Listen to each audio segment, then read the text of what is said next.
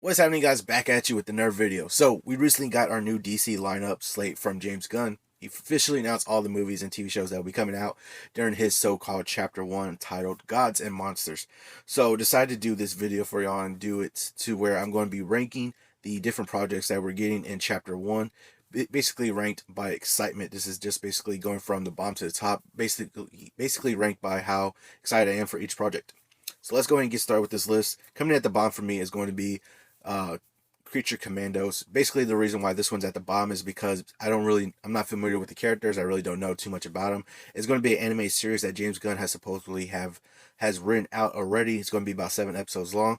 So I'm going to check it out just because it's DC. So, but I'm like I said, it's at the bottom for me right now because I am not familiar with the characters, so I don't know exactly what their story will be about.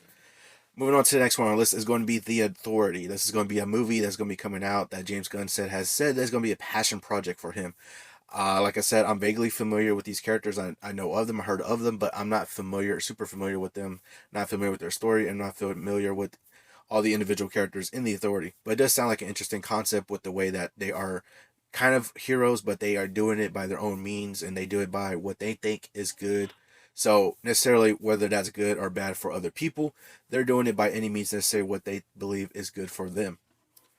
Moving on to the next one on our list is going to be Booster Gold. Now, Booster Gold is a character I am somewhat familiar with.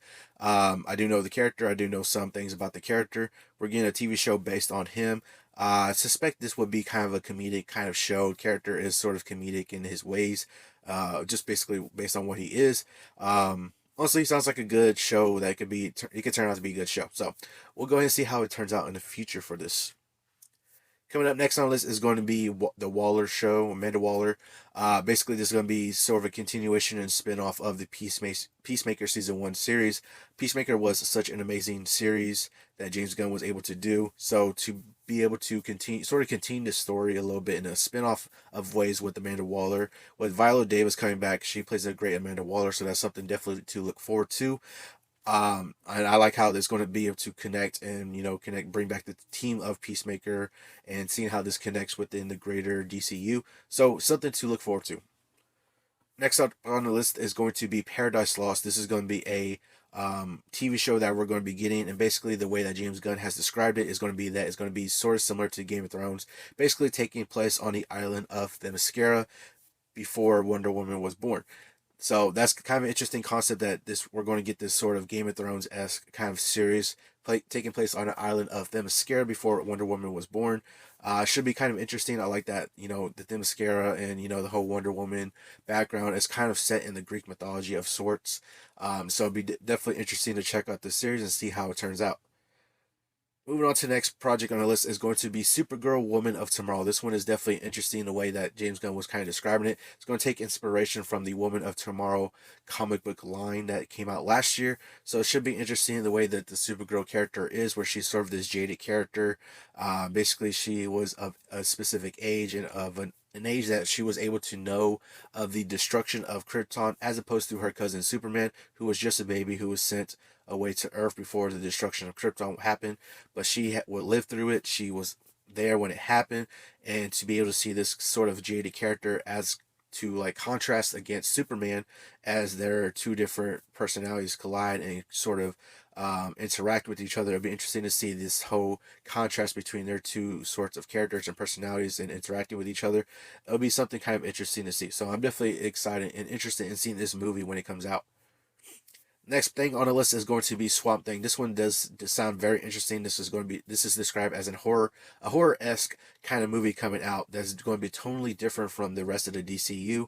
I'm definitely interested in this movie. The character is pretty awesome, and also too, James Mangold is in talks to direct this movie, so that should be interesting. Those that are familiar with James Mangold, he directed the Logan movie back in 2017 and the upcoming Indiana Jones 5 movie that's coming out pretty soon. So that'll be very interesting if he does actually direct this movie, bringing us this movie where it's described as totally different from the rest of the DCU, sort of horror-esque.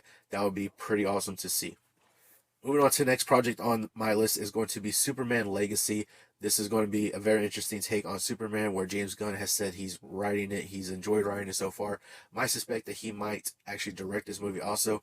But the way this movie is described as Superman kind of established a little bit as Superman, sort of having his Kryptonian heritage and balancing that between his being here on Earth, so it's not necessarily an origin story. They said it's not going to be an origin story.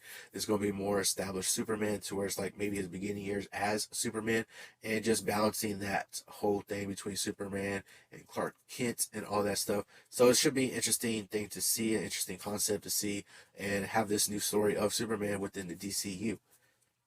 Next up on the list is going to be a Batman movie called The Brave and the Bold. This is going to be definitely an interesting one. James Gunn has said that this is going to actually bring his favorite Robin to the forefront of Damian Wayne, where we get the interaction between Batman, Bruce Wayne, and Robin, Damian Wayne.